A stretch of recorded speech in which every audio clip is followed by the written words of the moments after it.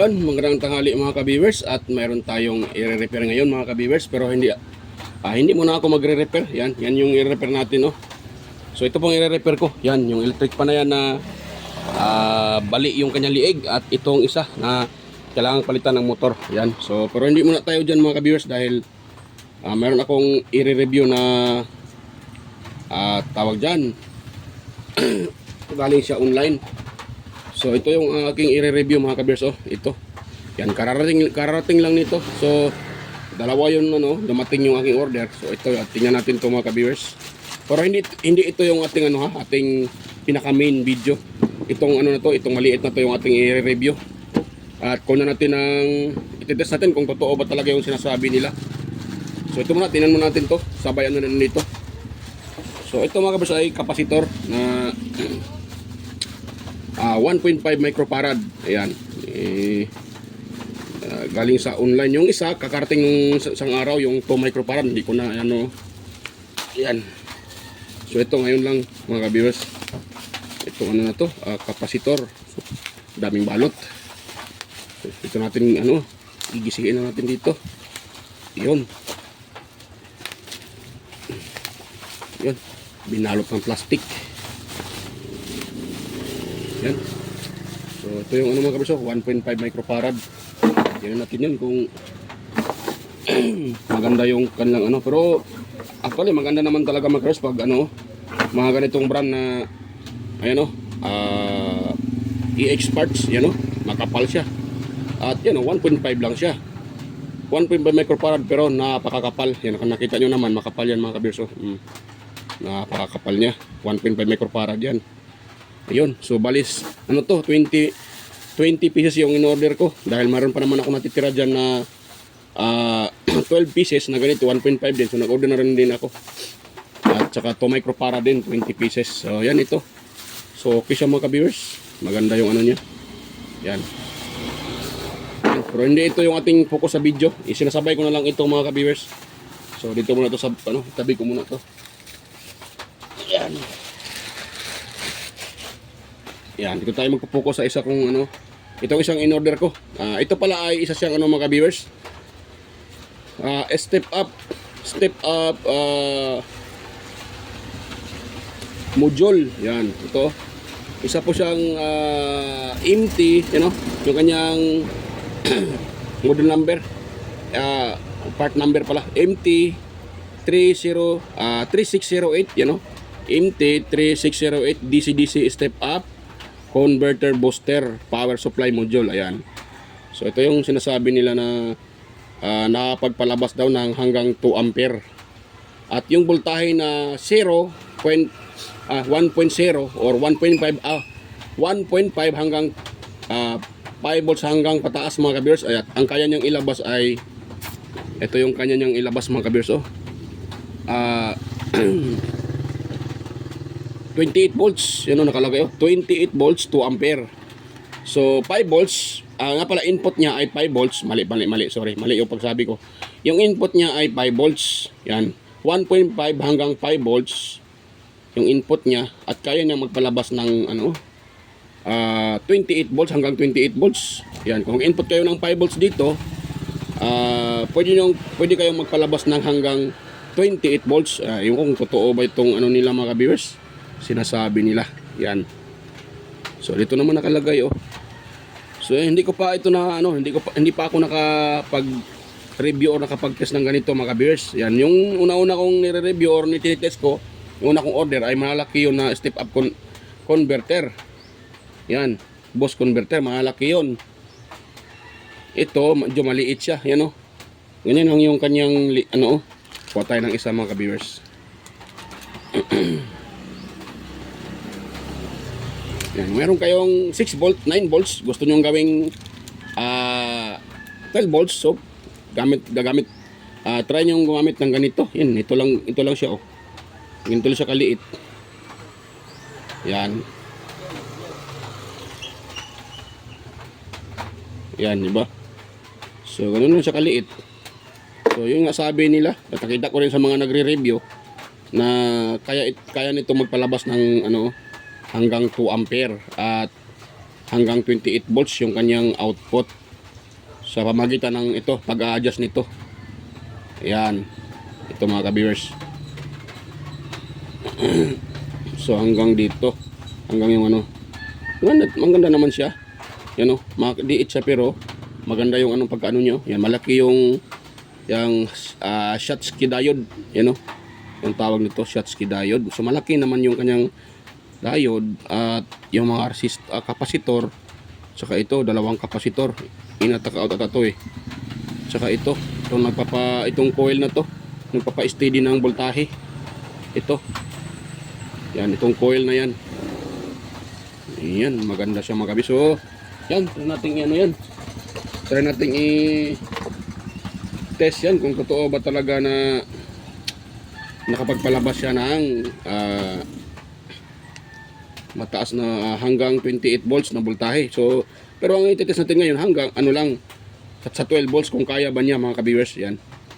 Na yun nga 2 ampere yung sinasabi nila. So, meron tayong isa sample dito. Ititest dito kung totoo bang kaya niya magpalabas. So, yan ko muna ito mga ka-viewers para isusulda natin diyan. Yan. So, ang gagawin kong ground or negative itong puti na to. At ang positive naman yung kulay yellow. Wala akong red eh. Na ganito kalit na wire. So, ito. Yan o. So, puputulin ko din ito. Input at saka output. Yun. Maganda to mga ka-viewers kung meron kayong mostly sa mga sound system o 12 volts yung kanyang input, yung supply.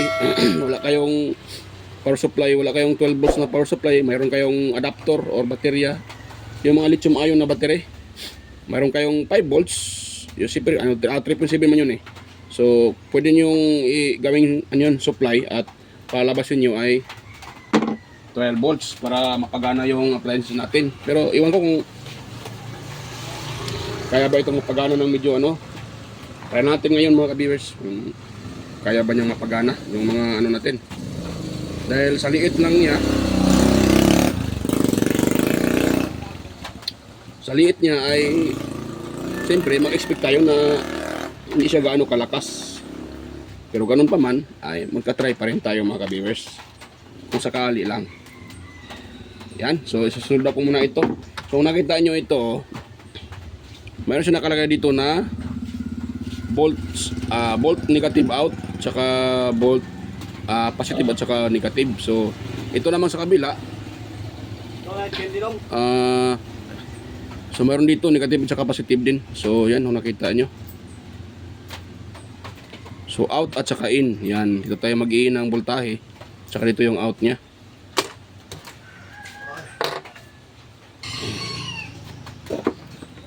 So yan, natin siyang lagyan ng ano mga ka-viewers. Pasensya na, may bumibili kaya naputol sa saglit yung video. So dito tayo, tuloy tayo dito. Itong lagyan ng yan.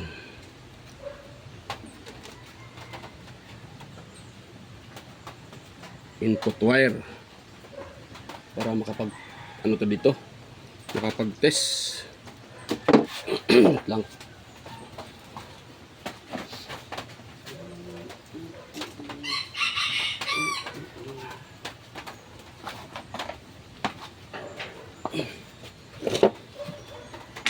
Yan. Tapos itong puti, ito yung ating negative mga ka-viewers. So negative natin yun. Yan, so dalawa. Ito ito positive at saka negative. Yan, akin muna itong susuldahan. Kuha muna ako ng soldering iron at atin itong patakan ng soldering lead mga ka-viewers. Yan, maulan dito sa amin mga ka-viewers. Tayo na pa to, yung ulan. Hanggang ngayon ulan pa rin.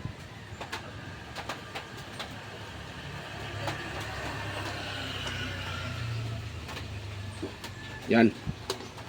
Yun na yan.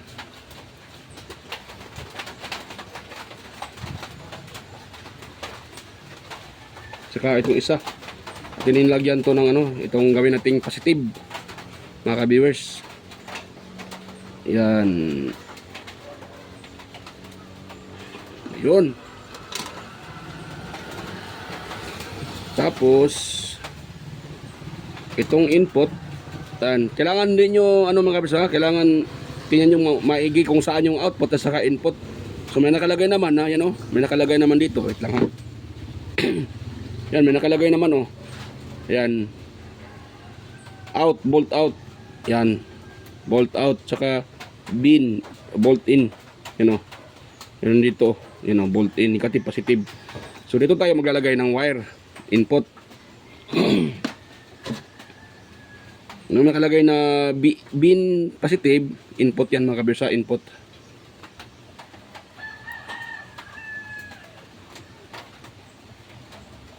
Yan, yun lang. Dito.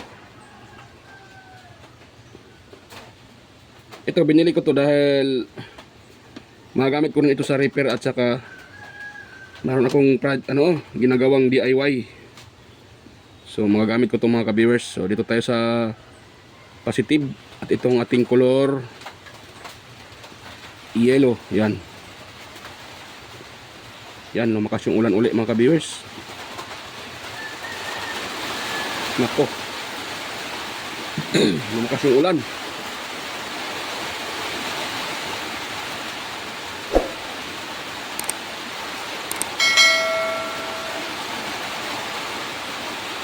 Yun.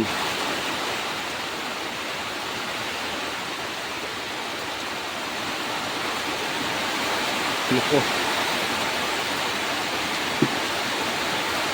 Lumakas yung ulan mga ka-viewers.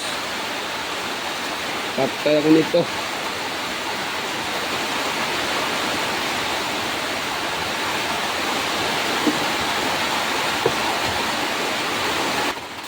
Yan. So pinost-post ko muna mga ka-viewers dahil na lumakas yung ulan. Maingay yung yung atip. So yan. Tuloy tayo dito dahil humina na naman yung ulan at siguro narinig naman siguro yung boses ko. Dahil maingay yung ulan eh. Ingay yung patak ng ulan. So tuloy tayo dito mga ka-viewers. Itong out niya, lagyan natin ng wire. Yan. Tapos pati itong ating negative out. Negative, positive out. Yan. Yan. Yun. Yan. So, ito na po yung kanyang forma. Hindi na. Ito mga viewers.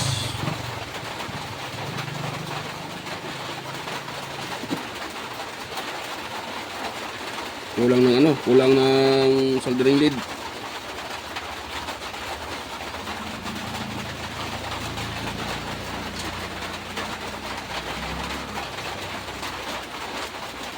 Tapos natin siyang i-test kung totoo ba talaga na kaya na magpalabas ng hanggang 28 volts or kahit 12 volts lang at 2 ampere.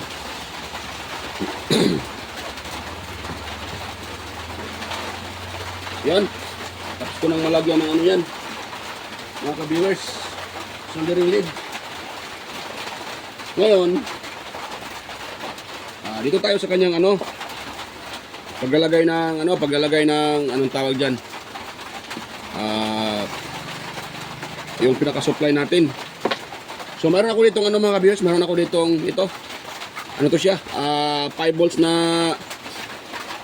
power bank. Yan, para makita nyo na 5 volts to. So ititest din natin. Yun. So yan, meron ako ditong na wala ng dulo. Itong na to, USB. So salpak natin dito. Yan. Tapos try natin kunan ng output mga ka-viewers, yung aking USB. Yan. Wait lang muna. Stop ko pala. Mayroon tayong tester. Yan, para makita nyo na totoo na nakapagpalabas siya ng yan.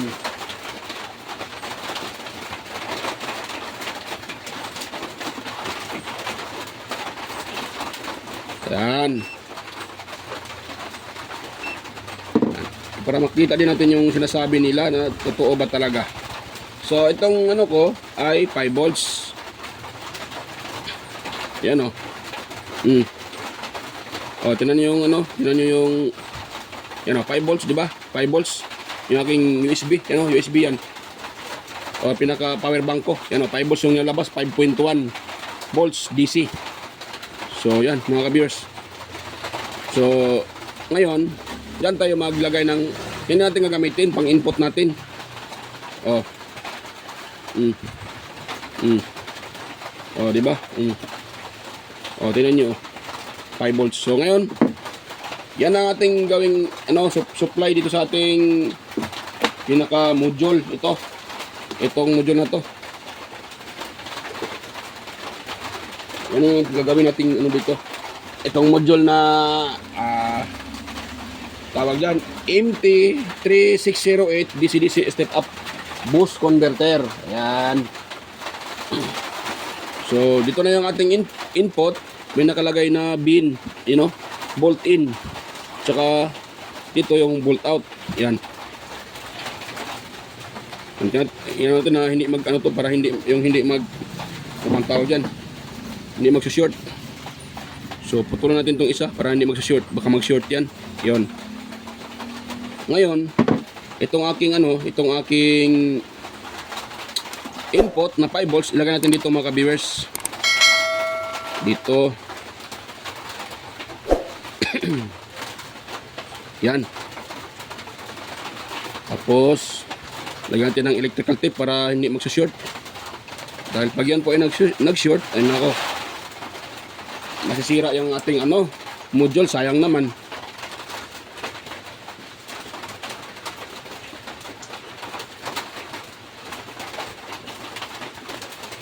Yun.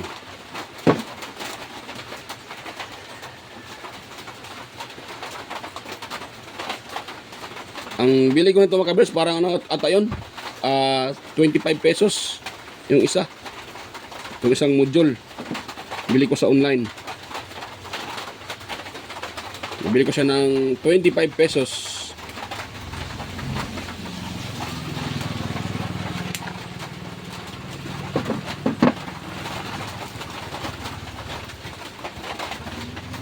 Mura na siya mga ka-viewers. Yan.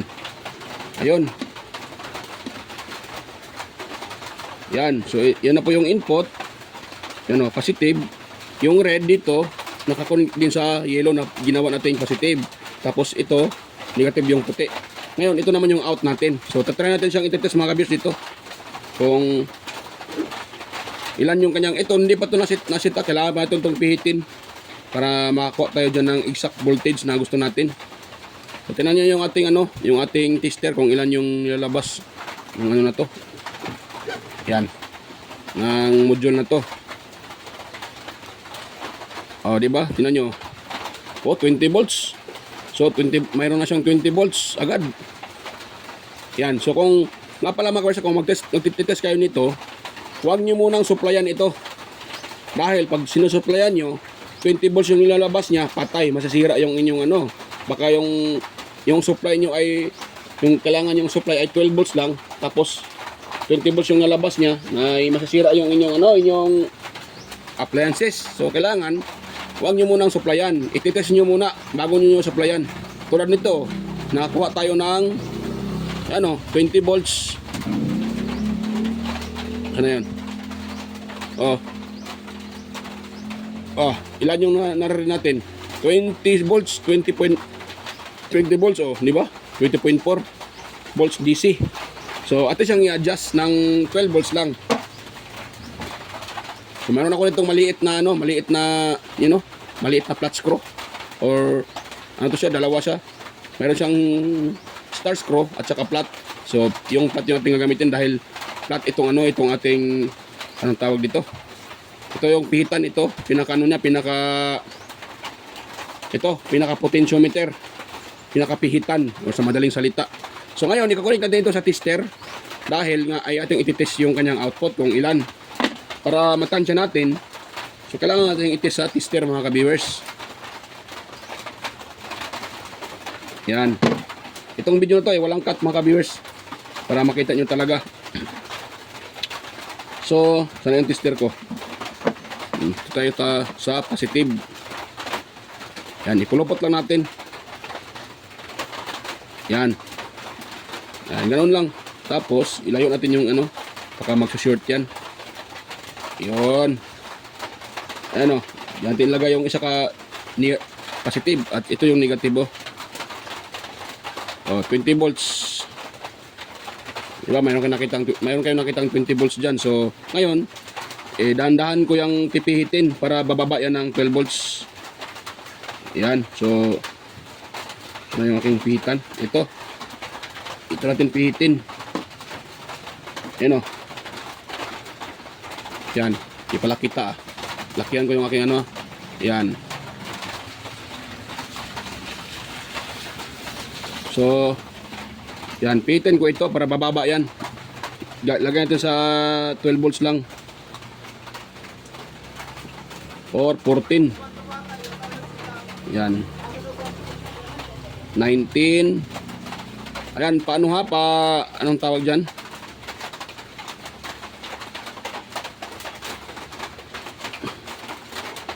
Yan o.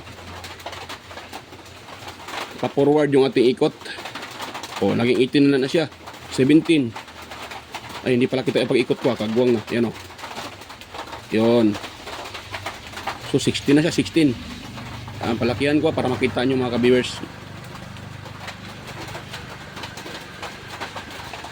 Yan.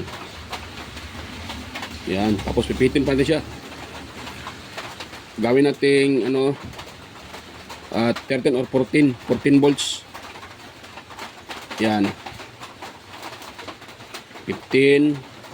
Tapos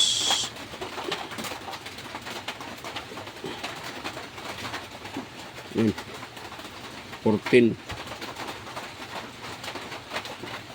Yan, 14. 14.7. Yan. Ayun, di ba? So, 14.7 na siya mga ka-viewers. So, ngayon, mag-start na tayong maglagay ng supply. Tignan natin kung nakita nyo ha. Pakita ko ulit na yun, 14 talaga yung ating output. Isang test prod nahulog. Yan o. Yan o, 14.7.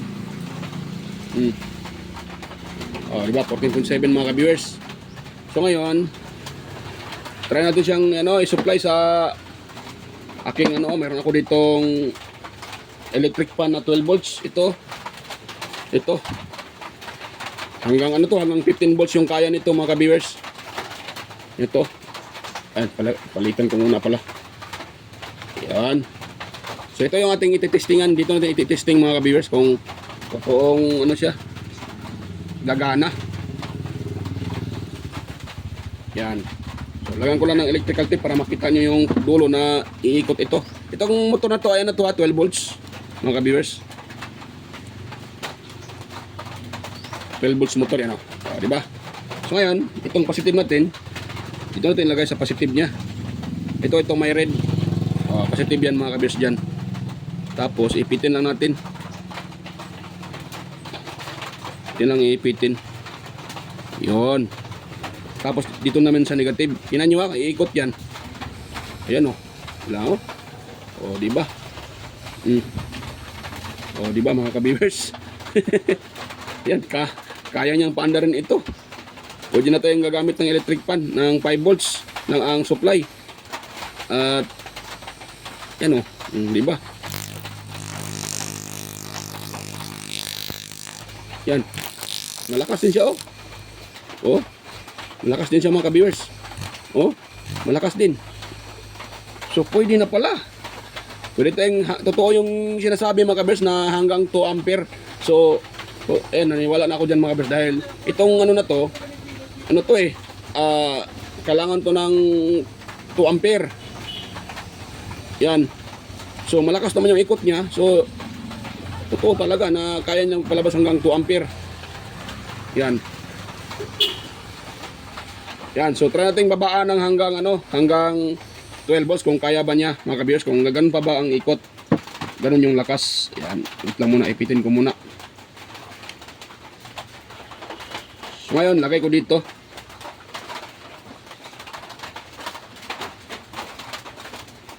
Kahit dito, ano lang siguro mga viewers. I-test natin sa ano, sa ibang, ang tawag dyan, sa speaker. So mayroon akong speaker dito. Kaya natin sa speaker mga ka-viewers ha.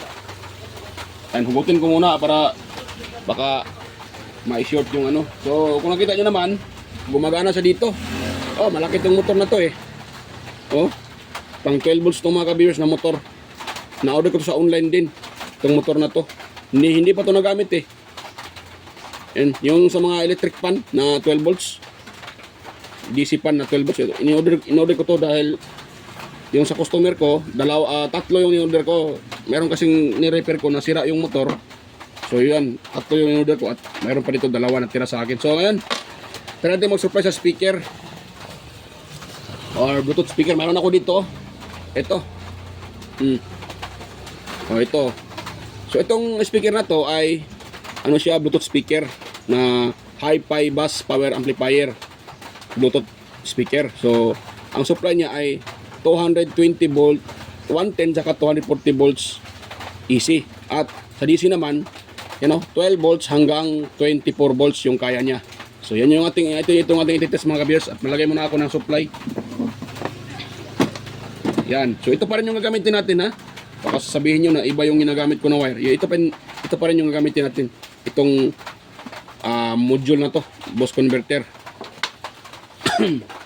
Ngayon, dito ako mag-tap ito para sa kanyang dito sa speaker.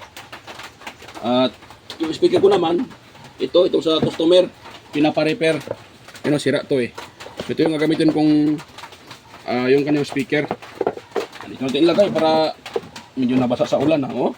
Nabutan ng lakas yung hangin, may kasamang hangin yung ulan. Yan, ganun ko lang siya. Yan.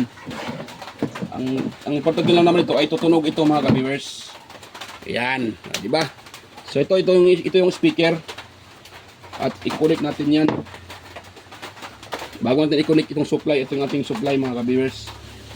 At tingnan natin kung totoo ba talaga na kaya niyang magpalabas or kaya niyang mali pa ko. Kaya naman talaga magpalabas dahil nakikita ko na sa inyo. Kaya niyang pagganahin itong speaker na to. Dahil kung kaya, anak ko, maganda siya pang supply. Kahit 5 volts lang yung itong ginagamit ko ay power bank yan eh. Power bank yan mga ka-viewers. So kung sakaling wala kayong 12 volts na supply, mayroon kayong power bank na 5 volts. So pwede nang i-supply doon sa inyong 12 volts na for example katulad dito speaker or electric fan, lahat ng mga 12 volts. Ayun. Nakalagay na yung supply na yung ating speaker. At saka ayan, wala pala akong dito ha. Paano ko ito ilagay? Wala pala akong, wait lang muna mga kabisa. Pause ko muna, kuha muna ako ng yung DC jack, barrel jack, yan. Ayun, so meron ako dito mga kabisa. Meron ako nakuha na DC barrel jack. Ayan, sisi po. So ito yung ating gawin, ilagay dito sa output para sa ating speaker, i-supply natin. So positive sa positive, itong yellow, yan. At itong red, magkasama yan sila mga kabisa. Dahil nga ang ginagawa natin positive ay yellow. Ayaw mag-lock ha. Yan, tapos lagyan natin ng electrical tape para safety. Baka pag natin lagyan magdikit yan eh masira yung aking sayang naman. Sira yung aking module. Bus converter. Yan, ito kasi mga kabis ay kaya ko to ni-review at tinitest para makita nyo. Dahil ako naman ay hindi pa ako nakagamit din ng ganito kaliit. Mayroon naman ako dito pero malalaki.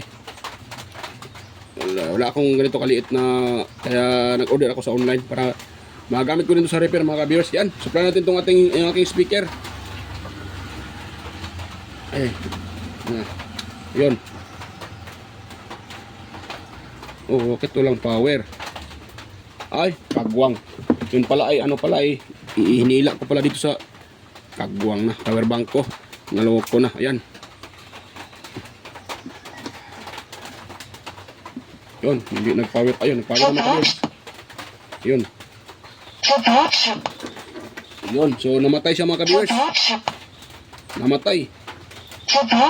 Ayun, namatay yung speaker. So, try natin taasan yung voltahe. Wait lang ha. Try natin taasan mga ka-viewers. Yan, try natin taasan na hanggang 16 or 17 volts. Ayaw gumana yung speaker ko. Yan, namamatay siya. Yan, so try natin taasan yung voltahe. Yan o, 14 lang yung 14 lang yung output, yan o. So gawin natin yung ano mga ka-viewers. Lang yun. Yan, tanggalin ko na supply. Yun, 14 lang, di ba? Ano, 14 lang. Yan, so try natin gawing ano, gawing 17 or 15 yung output. Yan, pabalik pala yung ginawa ko, kagawang limbarok talaga. Yan, 40.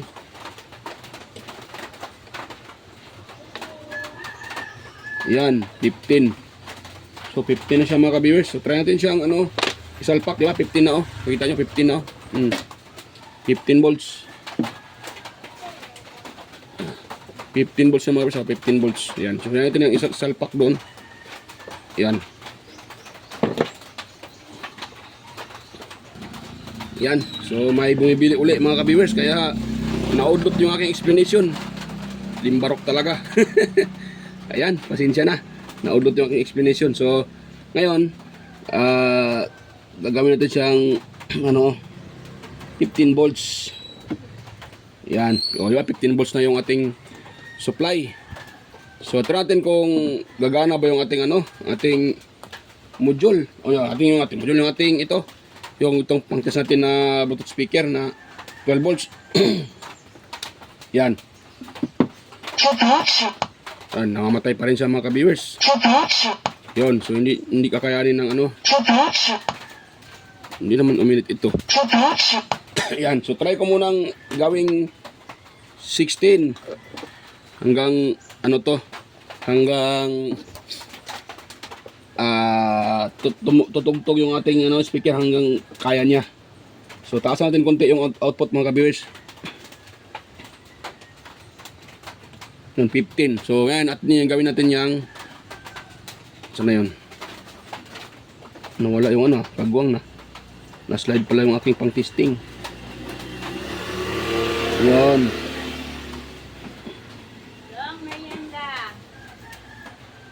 Wala din akong mga kuan, tuwa sa kuan, nangaligog dagat. So gawin natin ano mga kabis, 16 volts. Yan. Or 17 ba? Gawin natin 17 para kaya, dahil ano naman eh, hanggang 24 naman yung kaya ng aking ano, aking Bluetooth speaker. So gawin natin 17 mga ka-viewers.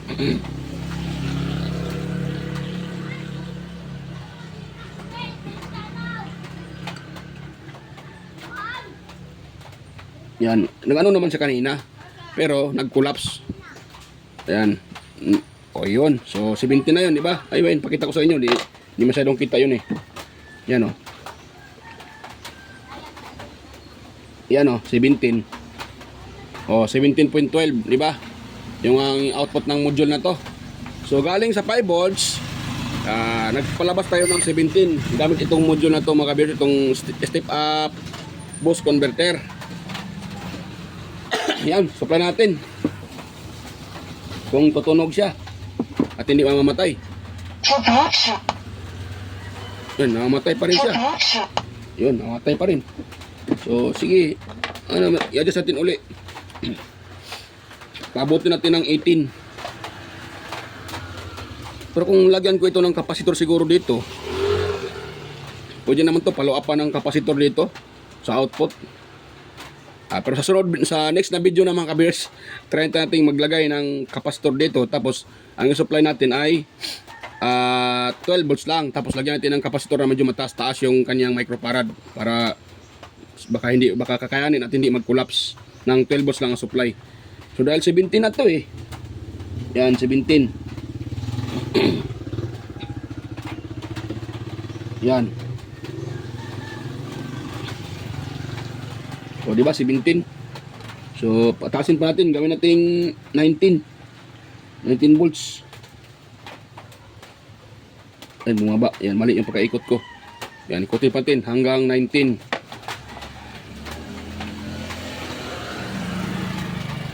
Yan, 18. Gawin natin 19 mga ka-viewers. Yan, 19.14, 15, 16 yan. Ayan o, 19 volts na yung nilalabas ng ating module. Ayan o, 19 volts, 19.20 volts DC. So ngayon, tayo natin yung supply doon sa ano, dito. Kung hindi ba siya mag-collapse. Yan o. Yan, mag-collapse pa rin siya mga ka-viewers. O, di ba, nag-collapse pa rin siya. Nag-collapse pa rin siya mga ka-viewers. Yan. Yan, pabutin ko siya ng ano. Try kong pabutin ng 20. So, medyo haba na yung video natin. Yan, so i-set ko muna mga kabisa. Babalikan ko lang kayo pag ito ay 20 volts na. So yan mga ka-viewers, at naglagay ako ng ano, nagparallel ako ng ng isang kapasitor at ang nilagay ko ay 3,300 microfarad, yan o. Yan, 3,300 microfarad, 50 volts. So ayun. So nag-power naman siya, hindi namatay. So try nating i-FM mga ka-viewers. Kahit FM lang. At hindi naman uminit dito. At ang ini-input ko ay 12 volts lang mga ka-viewers, yan o. Ito-test natin na para makita nyo. Yan o. Oh. Ano, tingnan nyo 12 volts lang yun. Yan o. Ayaw mag-read Ayan. Yan o. 12.71, 12.7. Yung nilagay ko na input lang dito sa output sa module na to. Yan, sinet ko siya ng 12 volts. Hindi ko na napakita sa inyo, pasensya na. Dahil mahaba na yung video natin eh. Mahaba na. Yan o. So 12 volts lang yan siya mga kabis. 12.6 pala. 12.6. O yun, di ba? So try natin magpasawas ng FM. At try kong tanggalin at ko uli. Ano? The Bluetooth device is ready to pair. Ayan, gumagana na mga ka-viewers, gumagana na. So, FM natin. Try natin mag-FM kung tutunog siya. Yan o. Ay, ayaw mag-FM FM tuner. Ayan. Masaw. Oh, namatay. FM tuner. Hanap tayo ng hanap tayo ng channel. Sayote, yung sayote kung yung alukbati, yung kamote. Yan, okay mga kabers, gumana. Gumana. Ayan, hanggang dito lang natin ito. Success ating repair, success. Saluyot galit ka, sorry. Ayan, gumana pero naglagay pa ako ng dito. Ito, naglagay pa ako ng kapasitor sa kanyang output para gumana. So sa madaling salita, hindi niya kaya na i-pull kung 12 volts yung output, hindi kaya. Pero tutunog naman yung FM. Depende siguro sa ilang watts yung ating So gumana naman siya. So yan mga ka-viewers. Tumunog naman yung ating Bluetooth speaker at ito 5 volts hanggang 12 volts yung supply. Yan. At ilagyan ko lang ng kapasitor. Yan, electrolytic kapasitor sa kanyang output. Ito para kakayanin niya. Yan, para kakayanin yung siguro kung meron kayong power bank na mataas yung amperahe, pwede siguro ito kasing power bank ko medyo mababa lang yung amperahe kaya ayun. Pero kung mataas siguro ang amperahe, kakaya siguro magkabos kahit wala ng kapasitor at 12 volts yung supply nyo. So yan, at napagana naman niya ito, umiikot naman. So yan, para sa akin sa 100%, 90% yung ko dito. Ayan. So pwede naman siya, pwede naman siya pang DIY mga ka-viewers. Ayan, kung sa ilaw naman, yung sa mga ilaw na 12 volts, yung mga bulb na 12 volts, so pwede 5 volts yung supply, papalabasin yung 12 volts para iilaw yung pwede yung kasi mababa lang ng mga amperahe ng mga ilaw eh. So ayan mga kabers, hanggang dito lang po yung ating video at sana po mayroon kayong nakuha ang kunting ideya. At yan, so, bago pa tayo bago pa tayo mag-end, so shout out sa inyong lahat.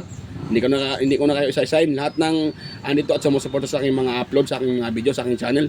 Sa mga silent viewers, organic viewers, ayan, mega loud shout out sa inyong lahat. At sa mga nandito, laging nanonood sa aking upload, ayan, mega loud shout out sa inyong lahat. At maraming salamat. Ayan mga kabers, hanggang dito lang. At napala, huwag yung kalimutang i-subscribe yung aking channel, Kois Repair and Tutorial, at saka i-share sa iba. At huwag niyo rin kalimutang kalimbangin yung yung notification bell at ilagay sa all para automatic ay ma-notify kayo kaagad sa video at tayo tuwing ako ay may upload. So ayan, bye-bye po mga ka-viewers.